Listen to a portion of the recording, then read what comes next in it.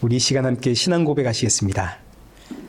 전능하사 천지를 만드신 하나님 아버지를 내가 믿사오며 그 외아들 우리 주 예수 그리스도를 믿사오니 이는 성령으로 잉태하사 동정녀 마리아에게 나시고 본디오 빌라도에게 고난을 받으사 십자가에 못 박혀 죽으시고 장사한 지 사흘 만에 죽은 자 가운데서 다시 살아나시며 하늘에 오르사 전능하신 하나님 우편에 앉아 계시다가 저리로서 산자와 죽은 자를 심판하러 오시리라.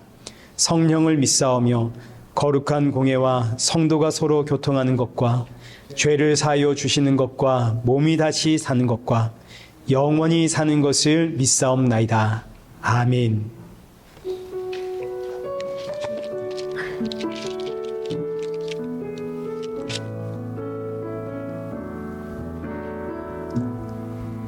하늘의 문을 여소서 이곳을 주목하소서 주를 향한 노래가 꺼지지 않으니 하늘을 열보소서 이곳에 임재하소서 주님을 기다립니다. 기도의 향기가 하늘에 닿으니 주여 임재하여 주소서 이곳에 오셔서 이곳에 앉으소서 이곳에서 드리는 예배를 받으소서 주님의 이름만이 오직 주의 이름만 이곳에 있습니다. 이곳에 오셔서 이곳에 앉으소서 이곳에서 드리는 예배를 받으소서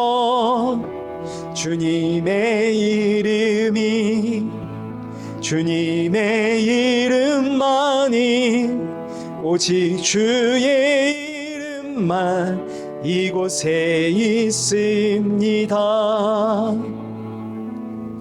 우리 이 시간 예배 앞에 서 있는 내 모습 점검하시면서 오늘의 예배가 내 마음에 담비와 같은 예배가 되어지도록 나의 마음을 열어주옵소서. 그리고 함께하는 사랑하는 성도들에게도 새 힘과 위로와 안식의 예배가 되게 하여 주옵소서. 우리 함께 예배를 사모하는 마음으로 우리 기도의 자리로 나아가겠습니다. 기도하겠습니다.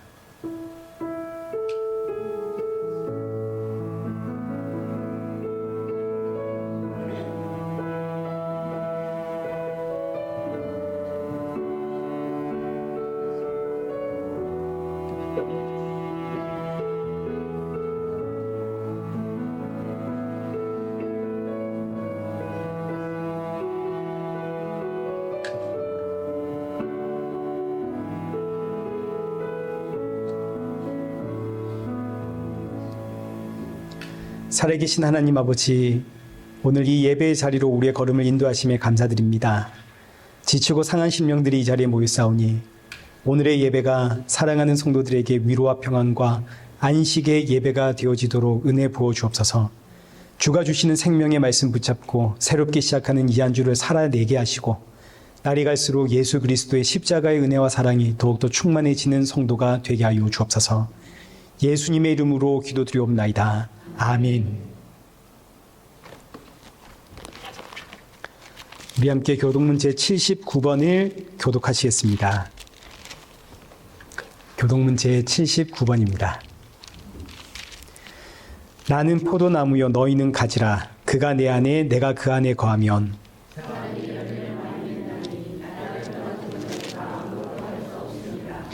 사람이 내 안에 거하지 아니하면 가지처럼 밖에 버려져 마르나니 너희가 내 안에 거하고 내 말이 너희 안에 거하면 무엇이든지 원하는 대로 구하라.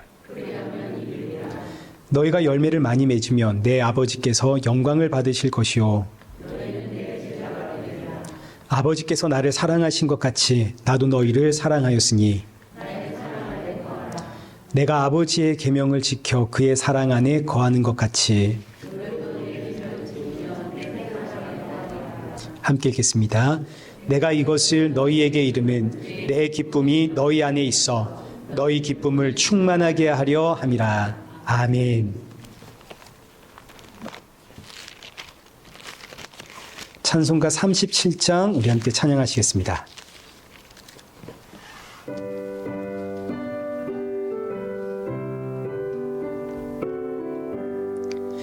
주 예수 이름 높이어 다 찬양하여라. 다 찬양하여라. 김멸류관이 들여서 마유의 주를 찬양하세. 찬양 찬양 찬양 마유의 주 찬양. 주 예수 당한 고난이 못 잊을 죄이나 못 잊을 죄이나 내 귀한 보배 바쳐서 마유의 주를 찬양하세. 찬양 찬양 찬양 마유의 주 찬양. 이 지구 위에 거하니 온 세상 사람들 온 세상 사람들 그 크신 위엄 높여서 마유의 주를 찬양하세. 찬양 찬양 찬양 마유의 주 찬양. 주 믿는 성도 다 함께 주 앞에 엎드려 주 앞에 엎드려 무궁한 노래 불러서 마유의 주를 찬양 찬양 찬양 마유의 주 찬양. 아멘.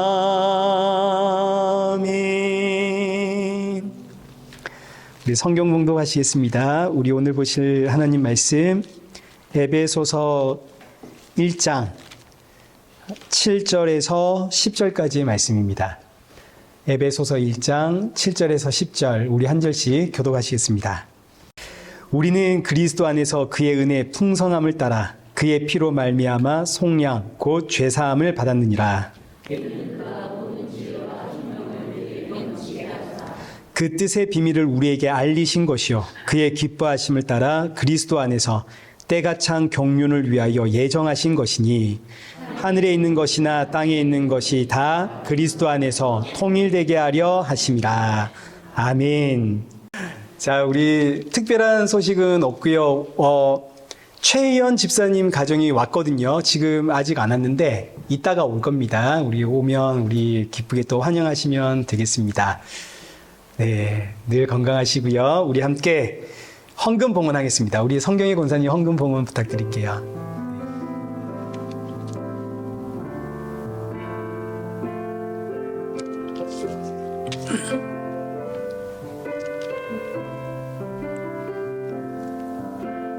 예수 사랑해요. 나 주 앞에 엎드려 경배와 찬양 함께 드리네. 할렐루야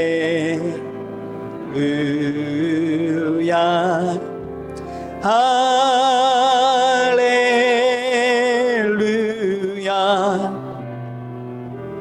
할렐루야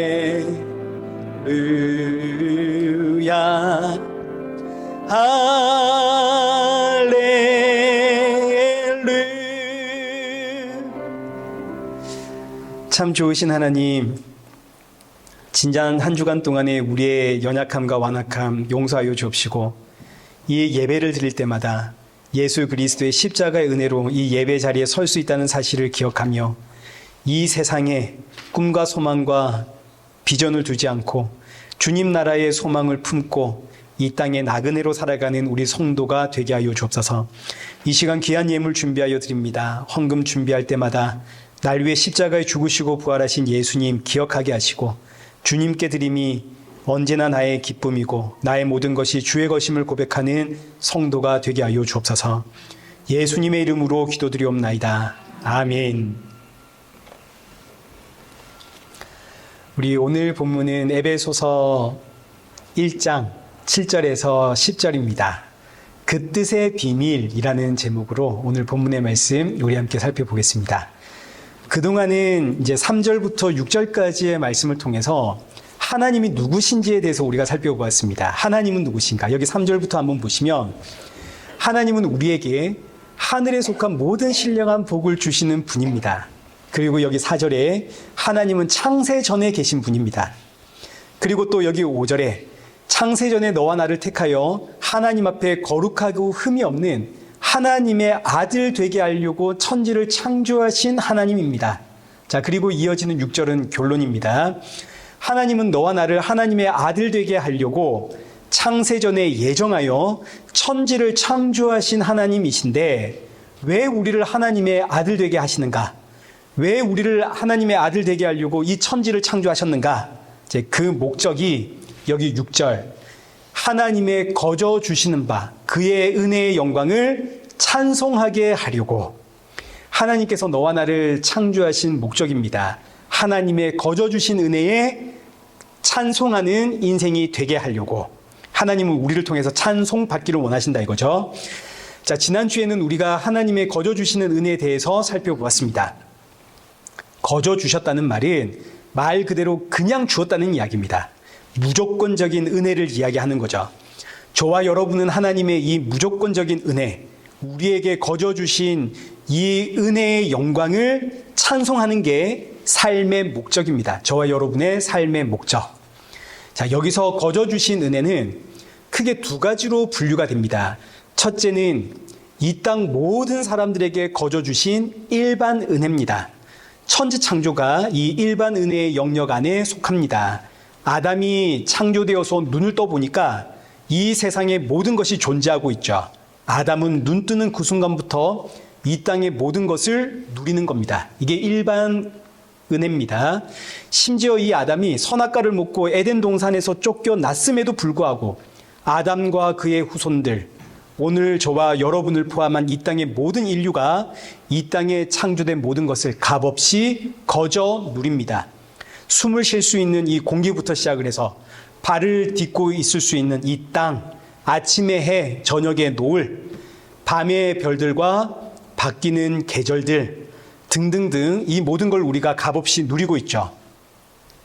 하나님께서 이 세상을 창조하셨기 때문에 이 세상의 것들을 가지고 2차, 3차 가공을 해서 오늘 우리가 누리는 이 문명이 존재를 하는 겁니다. 그러나 하나님으로부터 끊어진 인류는 창조의 목적을 잃어버렸기 때문에 이 은혜에 감사할 줄을 모릅니다. 내가 잘나서 이룬 문명이고 내가 잘나서 이룬 문화인 줄 압니다.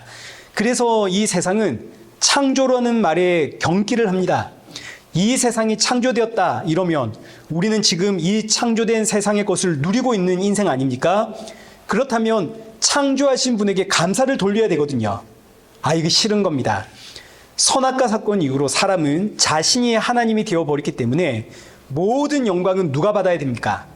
내가 받아야 됩니다. 그래서 우리 가정도 한번 보시면 남편은 모든 영광을 남편이 받으려고 하고 아내는 모든 영광을 아내가 받으려고 하고 자녀들은 조금만 뭐 잘했다 그러면 칭찬받으려고 하고 우리 인간의 본성입니다. 자신이 하나님이 되어서 모든 영광은 내가 받아야 되거든요. 그래서 이 세상이 창조됐다라는 이야기에 경기를 하고 이 세상은 창조된 게 아니라 진화된 것이다. 진화된 것을 우리가 발견하여 개발하여 우리가 만들고 완성했고 우리가 지금 발전시켜 나가고 있다. 이 세상이 지금 이런 와중에 있습니다. 그런데 이렇게 세상이 끝나면 하나님의 창조는 실패가 됩니다.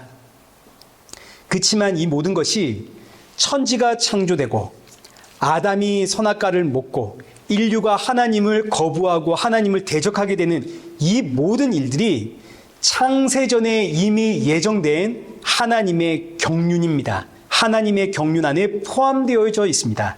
이 내용이 이제 오늘 본문 9절입니다. 그리스도 안에서 때가 찬 경륜을 위하여 예정하신 것이다. 아담이 선악과를 먹게 되고 하나님으로부터 끊어지고 이제 아담 이후로 태어나는 모든 인류가 죄와 사망에 붙잡힌 상태가 되어 하나님을 거부하고 대적하는 이 모든 것들이 하나님의 때가 찬 경륜을 위하여 예정된 일입니다. 여기서 경륜이라는 이 단어는 관리하다, 경영하다, 감독하다 이런 뜻으로 하나님의 창조가 완성될 때까지 하나님의 창조가 언제 완성이 됩니까? 그렇죠. 창세전에 하나님께서 예정하신 그 하나님의 아들들이 하나님 앞에 거룩하고 흠이 없는 하나님의 아들이 되어서 하나님의 거저 주시는 그 은혜의 영광을 찬송하게 될 때 그때 이제 창조가 완성이 되는 겁니다. 여러분 이게 진짜 너무 중요한 표현이니까 여러분 꼭 머릿속에 새겨 놓으십시오. 이게 이제 오늘 결론으로 연결이 될 거거든요. 창조의 완성은 저와 여러분이 하나님의 아들이 되어 하나님의 은혜의 영광을 찬송할 때 이때 창조가 완성이 되는 겁니다. 자, 그러니 창조를 시작으로 해서 하나님의 아들들이 하나님의 영광을 찬송하게 되는 이 찬송의 완성까지 이 안에서 진행되어지는 인류의 모든 과정을 하나님이 친히 관리하고 경영하고 감독하는 이게 바로 경륜입니다. 경륜. 자, 그러니까 하나님의 경륜은 창세 전부터 시작해서 창조의 완성 여기까지 이루어지는 모든 과정을 아우르는 표현이 되겠습니다. 이 하나님의 경륜을 이제 우리가 크게 1부와 2부로 구분을 할 수 있습니다. 챕터 1, 챕터 2 이렇게 구분할 수가 있는데 챕터 1은 하나님이 천지를 창조하시고 아담이 선악과를 먹고 인류가 하나님으로부터 끊어져 아담 이후로 모든 인류가 죄와 사망의 종노릇하며 살아가는 아무런 소망이 없는 상태 여기까지가 챕터 1입니다. 자, 그러니까 누차 말씀드리지만 인류의 타락도 하나님의 창세전 예정, 창세전 하나님의 경륜 속에 다 포함이 되어 있습니다. 그리고 오늘 본문 여기 9절의 말씀처럼 때가 되었습니다. 때가 찬 경륜. 이 의미는 때가 찬 경륜. 이 의미는 챕터 2로 이제 넘어갈 때가 되었다 이런 뜻입니다. 챕터 1에서 챕터 2로 넘어가는 터닝 포인트가 되어지는 사건, 이 사건이 이제 특별 은혜입니다. 하나님이 주시는 거저 주시는 은혜, 일반 은혜는 챕터 1의 영역이고 이제 챕터 2로 넘어가면서 이 터닝 포인트가 하나님이 우리에게 특별 은혜를 부어주시는 거죠. 이 특별 은혜는 하나님이 주신 은혜에 감사하지 못하는 인생들을 하나님이 거저 주신 은혜에 감사하는 인생으로 만들기 위해서 주시는 은혜입니다. 하나님이 이 특별 은혜를 부어주시는 때를 때가 찬 경륜이라고 하는 거죠. 자, 그럼 보십시오. 하나님이 때가 되어서 하나님 앞에 감사하지 못하는 인생들을 하나님께 감사하며 찬양하는 인생 되게 하려고 특별 은혜를 부어주시는데 이 특별 은혜가 뭐겠습니까? 그렇죠. 예수님과 십자가겠죠. 예수님과 십자가는 다른 말로 하자면 하나님의 성육신입니다. 하나님의 성육신. 하나님이 이 땅에 사람으로 오시는 이 성육신의 사건이 하나님의 경륜, 챕터 1에서 챕터 2로 넘어가는 터닝 포인트가 됩니다. 이 말씀을 갈라디아 4장 4절에서는 이렇게 표현을 했죠. 때가 참에, 이게 이제 때가 참 경륜입니다. 때가 참에 하나님이 그 아들을 보내사 여자에게 나게 하시고, 성육신 아닙니까? 때가 되어 하나님이 사람으로 이 땅에 오심. 자, 그렇기 때문에 때가 찬 경륜이란 하나님의 성육신을 이야기하는 것이고, 여기 9절의 말씀처럼 성육신은 이미 창세 전부터 예정된 겁니다. 창세 전에 이미 예정된 성육신이 때가 되어 이 땅의 역사 속에서 이루어진, 이것을 때가 찬 경륜, 이렇게 표현을 한 거죠. 자, 그래서 오늘 본문 7절부터는 때가 찬 경륜으로 인해 이 땅에 오신 하나님의 성육신이 어떻게 우리에게 특별 은혜가 되는가에 대한 설명입니다. 하나님의 성육신이 왜 우리에게는 은혜인가? 이제 7절 보겠습니다.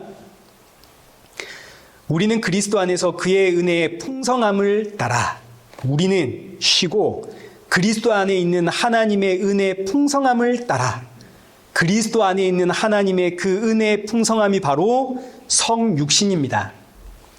성육신은 하나님이 이 땅에 사람으로 오신 사건 아닙니까? 이 말씀이 얼마나 놀라운 은혜의 말씀이냐면, 우리는 그동안 하나님은 창세 전부터 그리스도 안에 계시다 하는 것을 우리가 살펴보았습니다. 하나님은 그리스도 안에 계십니다. 성육신은 그리스도 안에 계시는 하나님이 이 땅의 역사 속으로 강림하신 사건입니다.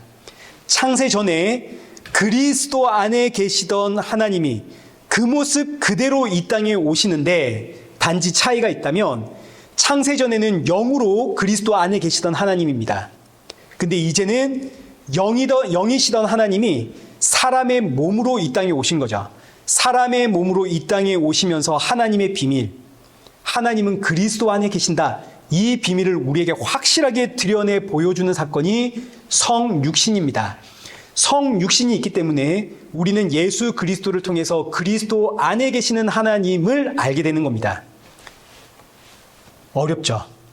빌립보서 2장 6절입니다. 예수님을 설명할 때 어떻게 설명하는가 보십시오. 그는 근본 하나님의 본체입니다. 그런데 자기를 비워 종의 형체를 가지사 사람들과 같이 되셨고 사람의 모양으로 나타나셨습니다. 창세전에 이미 그리스도는 하나님의 본체다 이겁니다. 예수님이 하나님의 본체입니다. 하나님이 그리스도 안에 계시거든요. 그러나 이때는 영입니다. 영으로 계시니 우리는 알 수도 없고 볼 수도 없고 이해할 수도 없죠. 근데 그 하나님이 자기를 비워 하나의 영광을 버리고 사람의 모양으로 이 땅에 오셨습니다. 이게 성육신의 비밀이다 이겁니다. 성육신하신 하나님, 그 성육신하신 하나님을 통해서 우리는 그리스도 안에 계시는 하나님을 만나게 되는 거죠. 오늘 본문 7절, 이것을, 이 성육신의 비밀을 그 은혜의 풍성함이다 이렇게 표현을 했습니다. 그러니 여기 7절에 우리는 그리스도 안에서 그의 은혜의 풍성함을 따라, 이 말씀이 성육신의 비밀을 이야기하는 것이고, 이제 챕터 2가 시작이 되었다 이런 이야기를 하는 겁니다. 하나님이 이 땅에 오셨습니다. 하나님이 이 땅에 오신 성육신의 이유는 이어지는 말씀, 그의 피로 말미암아 속량 곧 죄사함을 주려고. 아니, 우리가 왜 죄사함 받아야 됩니까? 그 이유는 지금 이 세상은 죄로 인해서 거저 주신 하나님의 은혜를 모르고 있습니다. 죄 때문에 거저 주신 하나님의 은혜를 감사할 줄을 모릅니다. 죄 문제가 해결이 되어야만 거저 주신 하나님의 은혜가 무엇인지를 깨닫게 되고 그 은혜에 감사하고 찬양할 수가 있습니다. 그러니 지금 우리는 죄 문제가 해결이 되어야 되는데, 죄 문제를 해결하려면 이제 먼저 죄가 뭔지를 알아야겠죠. 이 세상의 가치관으로 볼 때 죄는 살인, 강도, 도둑질, 협박, 사기 등등 사람들에게 어떤 정신적으로나 육체적으로나 혹은 금전적인 피해를 입혔을 때 우린 이걸 죄라고 규정을 짓습니다. 그러나 성경에서 말하는 죄는 하나님으로부터 끊어진 게 죄입니다. 흔히 선악과 먹은 게 죄다, 불순종이 죄다라고 이야기하지만 사실 엄밀히 이야기하자면 선악과를 먹어서 죄가 아니라 선악과를 먹음으로 하나님으로부터 끊어졌기 때문에 죄가 되는 겁니다. 내가 선악과를 먹었어도 하나님으로부터 끊어지지 않았다면 이게 죄가 성립이 안 됩니다. 그러나 하나님께서 선악과 먹으면 너 반드시 죽는다 말씀을 하셨기 때문에 그 말씀을 따라 선악과를 먹고 하나님으로부터 끊어졌습니다. 이게 죄입니다. 그래서 죄의 삭슬 사망이라고 하는 겁니다. 생명의 근원이신 하나님으로부터 끊어진 게 죄고 그 결과가 사망이니까 죄의 삭슬은 사망이다. 이 세상이 말하는 죄는 살인, 강도, 간음, 폭력, 시기, 질투, 미운, 다툼 이런 것들은 전부 다 죄의 증상들입니다. 하나님으로부터 끊어지니까 하나님께 없는 증상들이 나타나기 시작하는 거죠. 하나님께로부터 나오는 것이 아니라 하나님과 상관없는 것들이 이제 나오기 시작을 하는 겁니다. 하나님으로부터 완전히 반대되는 것들이 나오죠. 이런 죄의 증상들이 살인, 간음, 강도, 폭력, 미움, 질투 등등이 되는 겁니다. 자, 그럼 이제 이런 죄의 문제 해결하려면 어떻게 돼야겠습니까? 하나님으로부터 우리를 끊어놓은 이 죽음의 문제만 해결되면 되는 거 아닙니까? 선악과를 먹었냐 안 먹었냐 이건 중요한 게 아닙니다. 선악과를 먹으면 반드시 죽으리라. 여기서 반드시 죽으리라라는 이 문제만 해결되면 되는 겁니다. 이 말씀 때문에 우리가 하나님으로부터 끊어진 죄인이 되었거든요. 내가 아무리 선악과를 먹었어도 반드시 죽는다 이 문제를 누군가가 해결해 준다면 죄사함 받고 여전히 하나님의 백성 되어 하나님의 거저 주신 은혜에 감사하며 찬양하는 인생이 될 수 있는 겁니다. 자, 그런데 누가 나 대신 죽어줄 겁니까? 혹 누군가가 나 대신 죽어준다 한들 이미 사람은 아담의 선악과 사건으로 하나님으로부터 끊어진 채 태어나기 때문에 사람은 이미 죽은 자들입니다. 그러니 죽은 자가 죽은 자를 위해서 죽어준다 한들 아무런 의미가 없죠. 하나님으로부터 끊어지지 않은 살아있는 생명이 있는 누군가가 나를 대신하여 죽어줄 때 그때 그의 죽음으로 내가 죄사함을 받아 하나님과의 관계가 이어질 수 있는 겁니다. 그래서 챕터 2가 하나님의 성육신으로 시작을 하는 겁니다. 하나님이 친히 이 땅에 사람으로 오셔서 나 대신 피 흘려 죄사함을 주신다 이거죠. 그래서 예수님 하시는 말씀이 내가 곧 길이요 진리요 생명이다. 예수님이 생명이라 그럽니다. 왜냐? 예수님이 피를 흘렸거든요. 이 피가 생명이거든요. 성경에서 피는 언제나 생명을 상징하기 때문에 그래서 예수님이 내가 너의 생명이다. 생명 그 자체이신 하나님이 나 대신 피 흘려 죽으심으로 나에게 죄사함 주셨습니다. 그래서 이것을 우리가 속량이라고 합니다. 속량.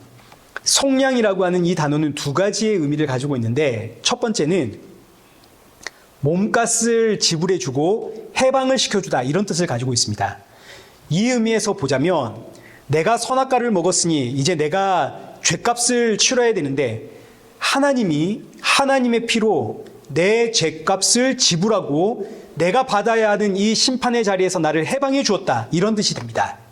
둘째, 속량이라고 하는 단어는 몸값을 지불하고 사오다라는 뜻을 가집니다. 그래서 이 속량이라는 단어를 구속이라고 표현을 하기도 합니다.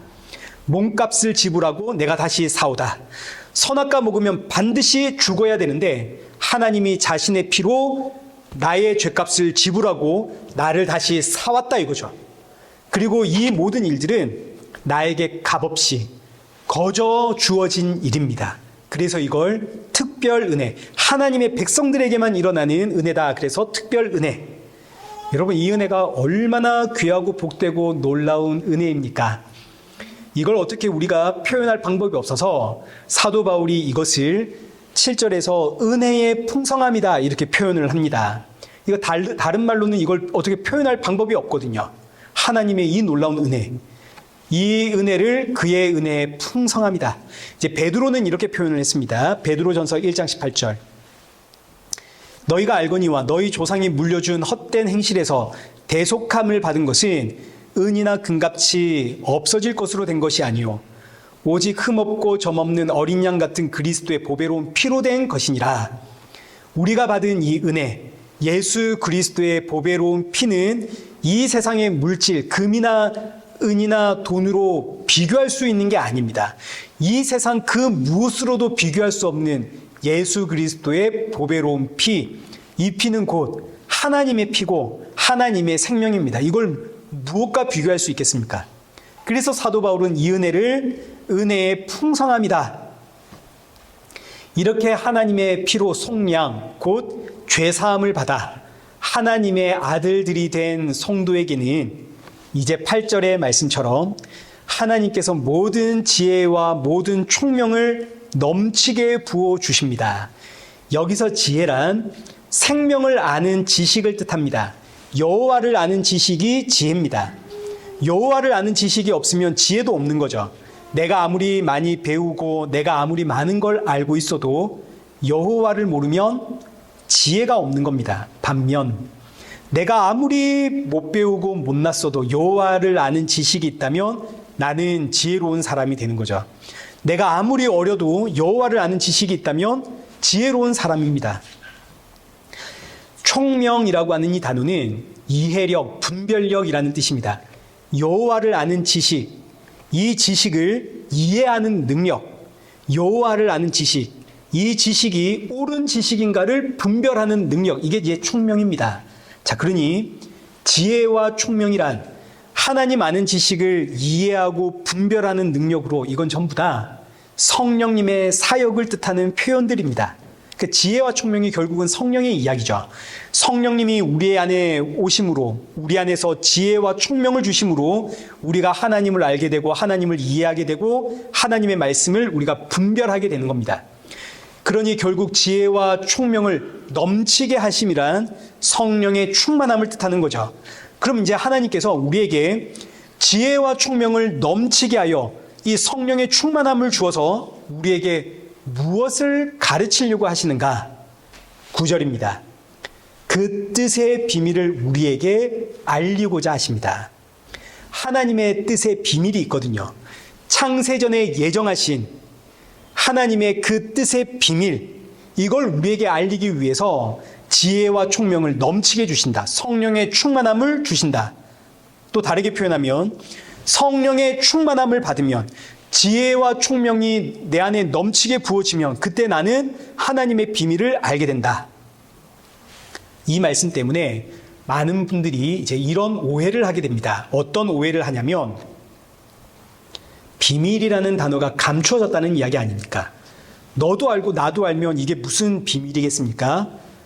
너와 나 단 둘만 아니까 이게 비밀이죠. 자, 그러다 보니 이 말씀을 가지고 하나님의 비밀을 아는 사람은 어떤 특별한 존재다라는 생각을 하게 되었습니다. 다른 사람들보다는 훨씬 더 하나님과 가까운, 보다 영적으로 깨어있는, 다른 사람들보다 지혜와 총명이 넘치는 이런 사람들만 하나님의 비밀을 알 수 있다. 이제 이런 생각을 하게 된 거죠. 계급을 나눈 겁니다. 기도 많이 하시는 장로님, 권사님들이 하나님을 아는 지식이 있다. 비밀을 가지고 있다. 이런 거. 보통은 이제 목사님들을 그런 사람으로 종종 생각을 합니다. 목사님은 하나님의 비밀을 받은 사람, 나보다 더 영적으로 깨어있는 분, 나보다 더 하나님과 가깝고 지혜와 총명이 넘치는 그분이 바로 우리 목사님. 이제 이런 오해를 하거든요. 저야 여러분이 이런 오해를 해주시면 너무너무 감사한데, 근데 제가 이제 그런 사람이 아니죠. 여러분의 이런 오해들이 목사를 교주로 만드는 겁니다. 그러니까 여러분이 이런 오해를 하시면 안 되는 겁니다. 지금 성경이 말하고자 하는 이 비밀은 구약시대는 감춰진 겁니다. 그러나 이제 예수 그리스도의 피로 죄사함을 받아 지혜와 총명, 성령이 임하여 새로운 피조물이 된 모든 성도들에게는 이게 공개된 겁니다. 그래서 이걸 공개된 비밀이다라고 이야기를 합니다. 공개된 비밀. 아니 목사님, 공개된 것이 어떻게 비밀입니까? 공개된 건 비밀이 아니잖아요. 왜 공개된 비밀이다 이렇게 표현을 하냐면 이 말씀이 여전히 비밀인 것은 세상적인 지혜와 상식과 지식으로는 이걸 도무지 들어도 이해할 수가 없거든요. 그래서 이걸 비밀이라고 하는 겁니다. 성령이 임하지 않으면 도무지 이해할 수 없는 내용이기 때문에 비밀이다. 그러나 예수 그리스도의 피로 말미암아 성령이 임한 새로운 피조물이 된 성도에게는 더 이상 비밀이 아니기 때문에 공개되어 있지만 여전히 비밀이다. 공개된 비밀. 그렇기 때문에 세상에서 아무리 많이 배우고 아무리 똑똑해도 성령이 임하지 않으면 하나님의 이 비밀을 알 수가 없고, 반대로 아무리 못 배우고 아무리 무식하고 아무리 어려도 성령이 임하면 누구나 이해할 수 있는 것이 바로 이 하나님의 비밀입니다. 자, 그럼 이제 이 하나님의 비밀은 무엇인가? 여기 9절 하반절에 이 비밀은 하나님의 기뻐하심을 따라 그리스도 안에서 때가 찬 경륜을 위하여 예정하신 것으로, 이 비밀이 바로 10절에 하늘에 있는 것이나 땅에 있는 것이 다 그리스도 예수 안에서 통일되는 겁니다. 창세전에 하나님께서 계획하신 하나님의 뜻의 비밀은 하늘에 있는 것이나 땅에 있는 것이나 전부 다 예수 그리스도 안에서 통일이 되는 것이다. 모든 것이 예수님 안에서 통일된다. 이게 무슨 이야기일까? 빌립보서에서 이 통일된다는 이야기를 이렇게 풀어서 설명을 합니다. 빌립보서 2장 9절부터 보십시오. 이러므로 하나님이 그를 지극히 높여 모든 이름 위에 뛰어난 이름을 주사 하늘에 있는 자들과 땅에 있는 자들과 땅 아래에 있는 자들로 모든 무릎을 예수의 이름에 꿇게 하시고 모든 입으로 예수 그리스도를 주라 시인하여 하나님 아버지께 영광을 돌리는, 바로 이것이 예수 그리스도 안에서 통일된다는 이야기입니다. 하늘에 있는 것이나 땅에 있는 것이나 모든 것이 예수 그리스도의 앞에 무릎을 꿇고 그 입으로 예수 그리스도를 주라 시인하는, 예수님을 찬송하는, 바로 이것이 예수 그리스도 안에서 통일되는 창조의 목적이고 하나님의 창조의 이 비밀입니다. 지금 이 세상은 예수 그리스도 안에서 통일된 세상이 아니죠. 아담과 하와의 선악과 사건 이후로 이 세상은 지금 하나님의 저주와 진노 아래 있거든요. 아니, 아담과 하와가 선악과 먹었는데 이 세상이 왜 하나님의 저주와 진노 아래 있습니까? 그 이유는 모든 피조물의 대표, 만물의 대표가 사람이기 때문입니다. 만물의 대표가 되는 사람이 하나님의 저주와 심판을 받으니까 그 대표 아래에 있는 모든 피조물이 전부 다 하나님의 저주와 심판 아래에 놓이는 거죠. 뭐 이렇게 생각하면 되겠습니다. 대기업 회사가 있다고 생각하십시다. 이 회사가 망했습니다. 그럼 그 대기업의 수십만 명의 직장인들은 전부 어떻게 되겠습니까? 그들은 다 직장을 잃게 되겠죠. 똑같은 이야기입니다. 만물의 대표가 되는 아담과 하와가 심판을 받자 그 아래에 있는 모든 피조물도 전부 다 하나님의 저주와 심판 안에 놓이게 됩니다. 그래서 로마서 8장 20절 말씀을 보시면 피조물이 허무한데 굴복하게 된 것은 자기 뜻이 아니라 그럽니다. 그럼 누구 때문에 그랬다는 이야기입니까? 사람 때문이라는 이야기죠. 피조물이 허무한데 이 죄와 사망에 굴복하게 된 것은 자신들의 뜻이 아니라 사람 때문이다. 또 이어지는 21절을 보시면 모든 피조물이 썩어짐의 종노릇을 하고 있는데 누구 때문에? 사람 때문에. 사람 때문에 모든 자연 만물의 질서가 깨졌습니다. 그러니 모든 자연과 만물의 질서를 회복하려면 누구를 회복시키면 되겠습니까? 사람을 회복시키면 되겠죠. 사람 때문에 어그러졌으니 사람을 회복시키면 모든 것이 질서를 잡을 거 아닙니까? 그래서 하나님이 사람을 회복시키기 위해 이 땅에 오십니다. 원래 이 세상은, 여기 골로새서 1장 16절을 보십시오. 만물이 그에게서 창조되되 하늘과 땅에서 보이는 것들과 보이지 않는 것들과 혹은 왕권들이나 주권들이나 통치자들이나 권세들이나 만물이 다 그로 말미암고 그를 위하여 창조되었고, 이 세상의 모든 만물, 모든 피조물은 예수님을 위해 창조가 되었습니다. 예수님이 만물의 질서입니다. 그러나 지금은 아담과 하와의 선악과 사건으로 이 질서가 깨졌습니다. 이 무너진 질서를 회복하기 위해 하나님이 이 땅에 오셨습니다. 이게 하나님의 성육신 사건이죠. 그러니 예수님과 십자가의 사건은 단순히 너와 나의 구원만을 위한 것이 아니라 무너진 이 세상의 질서를 회복하는 것으로 하늘에 있는 것이나 땅에 있는 것이나 이 모든 자연 만물, 온 우주가 전부 다 예수 그리스도 안에서 통일되게 하기 위한, 만물이 예수님 이름 앞에 무릎을 꿇고 모든 입으로 예수 그리스도를 주라 시인하며 찬송하게 되는 우주적인 회복의 사건이 예수 그리스도의 성육신 사건이고 십자가 사건이 되는 겁니다. 성령이 임한 성도는 바로 이 놀라운 우주적인 비밀을 알게 되니까 예수 그리스도의 이름 앞에 무릎을 꿇을 수밖에 없고, 나뿐만이 아니라 만물을 회복시키시는 그 예수님의 구원의 은혜와 사랑을 감사하며 찬양할 수밖에 없는 거죠. 그곳이 바로 교회고 그 찬양이 바로 예배가 되는 겁니다. 자, 그러니 예배는 결국 뭡니까? 예배는 창조의 완성이 되는 거죠. 보십시오. 하나님께서 우리를 창조하신 목적이 뭡니까? 우리를 통해서 찬양받기 위한 게 목적 아닙니까? 하나님께서 우리를 창세전에 예정하시고 창조하신 그 창조의 목적의 완성이 바로 예배가 되는 거 아닙니까? 예배는 창조의 완성이다. 그래서 교회를 이 땅의 하나님의 나라라고 하는 겁니다. 하나님의 나라는 영원토록 우리 주 예수 그리스도를 찬송하는 곳 아닙니까? 자, 그러니 이제 보십시오. 예배는 내가 오늘 예배를 잘 드려서 복 받아야지, 예배 잘 드리면 인생에 역전이 있다. 맞는 이야기입니까? 틀린 이야기입니까? 틀린 이야기죠. 예배를 드림으로 내가 하나님으로부터 무언가 얻어가는 이것은 세상 종교의 이야기지 기독교의 이야기가 아닙니다. 예배는 내가 드리는 것이 아니라 하나님이 나를 잡아다가 예배 자리에 세워 놓으신 겁니다. 특별 은혜를 통해서. 내가 예배를 드려서 하나님으로부터 은혜를 받는 것이 아니라 내가 은혜를 받았기 때문에, 거저 주신 은혜를 받았기 때문에, 그 놀라운 하나님의 은혜의 비밀을 알았기 때문에 저항할 수 없는 그 은혜가 나로 하여금 예수 그리스도 앞에 무릎 꿇게 만드는 것이고, 예수님 나의 주입니다 시인할 수밖에 없도록 만드는 게 예배입니다. 그러니 지금 내가 예배자가 되어서 이 예배 자리에 서 있는 것 자체가 거저 주신 하나님의 놀라운 은혜이고, 이 은혜는 내가 반대하거나 내가 저항할 수 있는 게 아니라 나를 사로잡는 것이기 때문에 우리가 이것을 불가항력적인 은혜다라고 표현을 합니다. 그리고 저와 여러분은 이 불가항력적인 은혜로 예배 자리에 서서 드리는 거죠.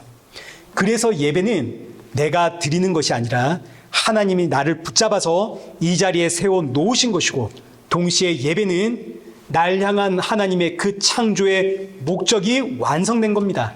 예배는 창조의 완성이다. 날 향한 하나님의 그 계획, 하나님의 뜻의 완성이 예배가 되는 거죠. 그러니 대체 날 향한 하나님의 뜻이 뭘까? 날 향한 하나님의 계획은 뭡니까? 날 향한 하나님의 계획은 나를 예배자가 되어 예배 자리에 세워놓는 것이 하나님의 뜻이고 하나님의 계획이 되는 겁니다. 그래서 성도는 예배 자리를 떠나면 불편합니다. 물론 이것도 한 번, 두 번 하다 보면 습관이 되어가지고 어느새 예배에 무감각해지긴 합니다. 그러나 하나님이 이런 자기 백성들 그냥 놔두지 않으시죠.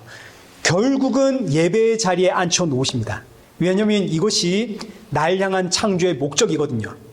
그래서 가만 보시면 예배 시간에 울고 계시는 분들은 대부분 교회 한번 떠났다가 방황하다가 오신 분들입니다. 그런 분들 교회 오시면 우십니다.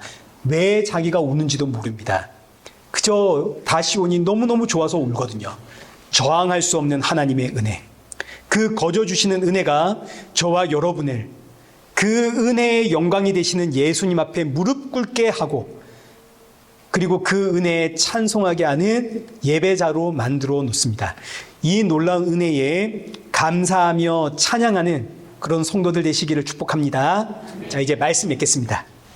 말씀 읽겠습니다. 우리 오늘 본문 10절. 하늘에 있는 것이나 땅에 있는 것이나 다 그리스도 안에서 통일되는 것이 하나님의 뜻이요 하나님의 비밀입니다. 저와 여러분 이 일에 부름받은 성도입니다.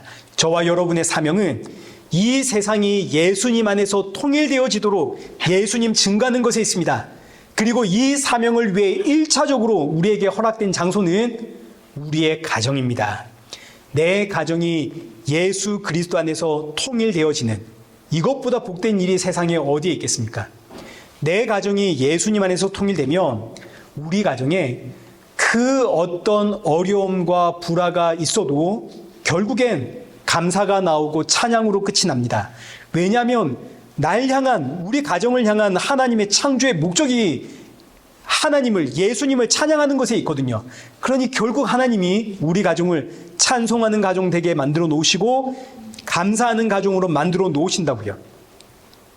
내 가정이 예수님 안에서 통일되었는데 어떻게 하나님을 향한 감사와 찬양이 안 나올 수 있겠습니까? 이 세상이 아무리 힘들고 어렵고 답답한 일을 우리 가정에 쏟아 부어도 마치 감옥 속에서도 감사와 찬송의 예배를 드렸던 사도 바울처럼, 베드로처럼, 요한처럼 예수 그리스도 안에서 하나 된 우리 가정의 감사와 찬송은 이 세상이 막을 방법이 없습니다. 그리고 반드시 우리 가정은 감사와 찬송이 나올 수밖에 없습니다. 그러나 내 가정이 예수 그리스도 안에서 통일되는 것이 어떤 분들에게는 마치 꿈과 같은 일일 수 있습니다. 그러나 사랑하는 성도 여러분, 포기하지를 마십시오. 하나님이 하십니다. 때가 찬 경륜을 따라. 여러분의 가정이 예수 그리스도 안에서 통일되는 가정이 되기를 주의 이름으로 축원합니다. 살아계신 하나님 아버지, 창세전에 우리를 예정하시고 때가 되어 예수 그리스도의 피로 죄사함 주시고 성령으로 하나님의 뜻과 비밀을 알게 하시니 감사합니다. 만물이 주 안에서 통일되는 하나님의 이 놀라운 사역을 우리에게 맡기셨사오니 이 시간 이 자리에 모인 우리 사랑하는 성도들의 가정부터 예수님 안에서 통일되는 은혜 허락하여 주옵시고 그때와 시기는 주님이 아시오니 주의 백성들 낙심하지 않고 그날을 기대하며 복음을 증거할 수 있도록 성령의 충만함 부어 주옵소서. 새롭게 시작하는 이 한 주도 예수님으로 충만한 성도가 되어서 더 많이 감사하고 더 많이 찬양하고 더 많이 예수님 닮아가도록 연단하여 주옵소서. 예수님의 이름으로 기도드리옵나이다. 아멘.